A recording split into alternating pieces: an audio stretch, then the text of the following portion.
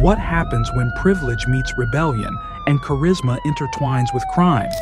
You get a story that's part tragedy, part thriller, a narrative straight out of a crime novel.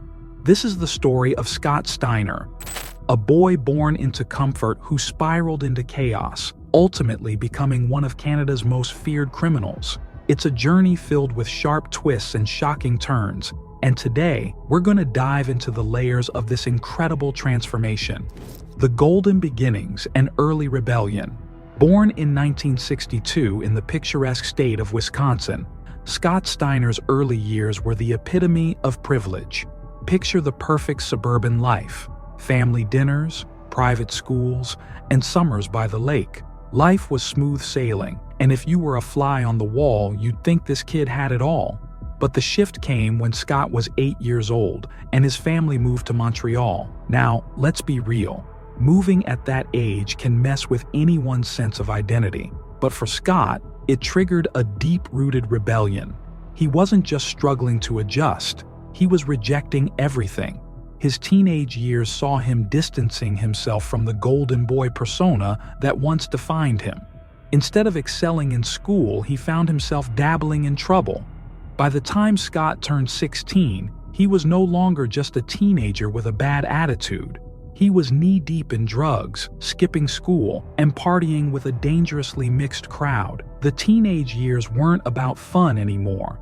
They were about escaping from the pressures of privilege and wealth. In the blink of an eye, he was entrenched in a world of street-level rebellion, kicked out and pushed into chaos. Scott's downward spiral wasn't something his parents could ignore. By the time he turned 18, they had seen enough. Desperate for a change, they kicked him out, hoping that a dose of tough love would shake him back into reality. Instead, it did the exact opposite. Now on his own, Scott didn't just fall into a pit of despair. He dove headfirst into the chaos. The streets of Montreal would become his playground. Without the safety net of his family, he found himself mingling with criminals, hustlers, and other misfits who reveled in the lifestyle he was beginning to embrace. But Scott wasn't just any street-level criminal. No, he was born with an undeniable charisma, a magnetism that drew people in, made them trust him, and most importantly, followed him. Soon, he wasn't just participating in petty crimes, he was running the show. He was the type of guy who could convince anyone to join his schemes, making him a force to be reckoned with. The rise of a kingpin. Scott's involvement in petty thefts and small-time hustles soon evolved into something much more dangerous. By his early 20s, he was entangled in Montreal's underground crime scene, connecting with larger criminal networks. The same charisma that made him a standout among his peers made him a natural leader. He quickly gained a reputation for being ruthless yet charming, a paradox that worked in his favor. People feared him, but they also respected him. He was a master at manipulation and built a criminal empire that was as efficient as it was deadly. Whether it was smuggling, racketeering, or other illicit activities, Scott was involved in it all. His ascent in the criminal underworld wasn't an accident. It was a calculated series of moves that made him one of the most feared figures in Canadian crime history. But Scott wasn't content with just being a local criminal. As he grew in power, his influence stretched across borders. He became known as the man who could make things happen, no matter how dangerous or illegal. With a network of loyal followers and a taste for the high life, he had everything most people could only dream of: money, power, and control. Prison, a criminal masterclass. Now, you might think that for most people, going to prison is the ultimate punishment. But for Scott Steiner, prison wasn't a place of defeat. It was a masterclass in criminal education.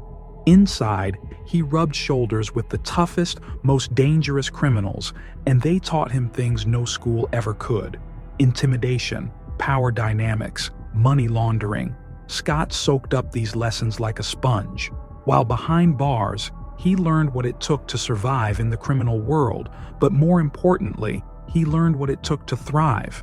He wasn't just sitting around playing cards and waiting for his sentence to end.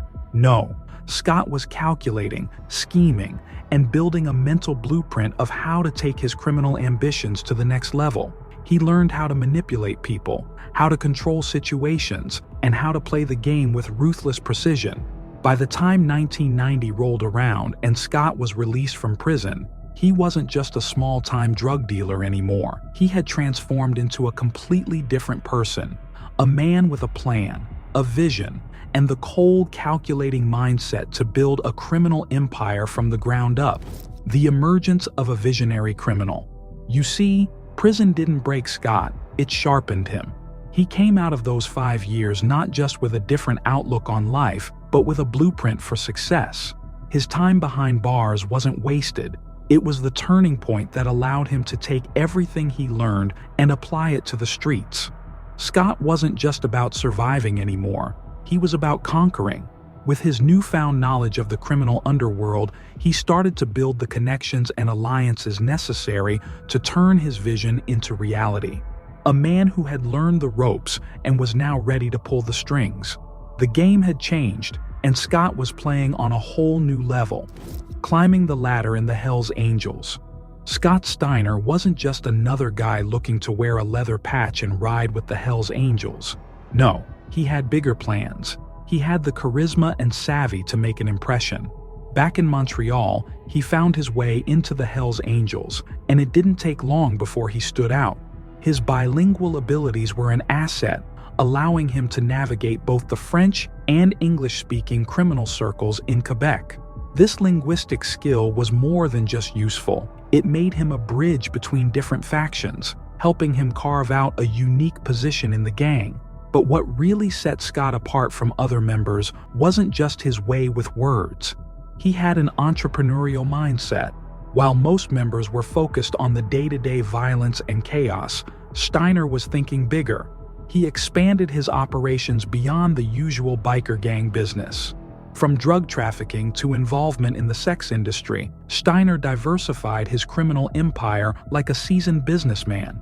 But where he truly earned his infamy was in explosives. A criminal entrepreneur with a special skill.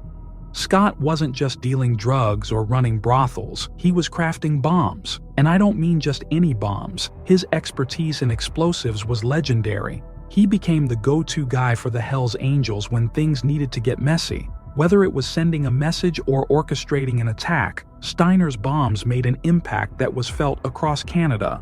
But little did anyone know, this deadly skill would catapult him to the center of one of the most violent and infamous chapters in Canadian criminal history, the Quebec Biker Wars. The paranoid kingpin. By 1997, Scott's criminal empire was massive. He had control over everything from the drug trade to underground businesses. But with power came fear. Paranoia started to eat away at him. Steiner's once charismatic nature began to shift. He no longer trusted anyone, not even his closest allies. Everyone was a potential threat, and the walls he had built around himself grew higher and thicker. He was no longer the fearless leader who commanded respect. He was a kingpin consumed by his own demons. His paranoia led him to isolate himself from those around him, but in the world he lived in, trust was everything, and in his case, it was the lack of it that sealed his fate. In 1997, Steiner and his bodyguard mysteriously disappeared. Days later, their bodies were found floating in the St. Lawrence River. It was a brutal end to the Kingpin's reign. His death was a major turning point in the Quebec Biker Wars. With Scott's sudden disappearance, the balance of power in the biker underworld shifted dramatically, but it was also a tragic reminder of just how far he had fallen, from a charismatic leader to a paranoid, isolated criminal mastermind.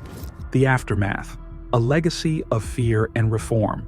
Steiner's death wasn't just the end of a man, it was the end of an era.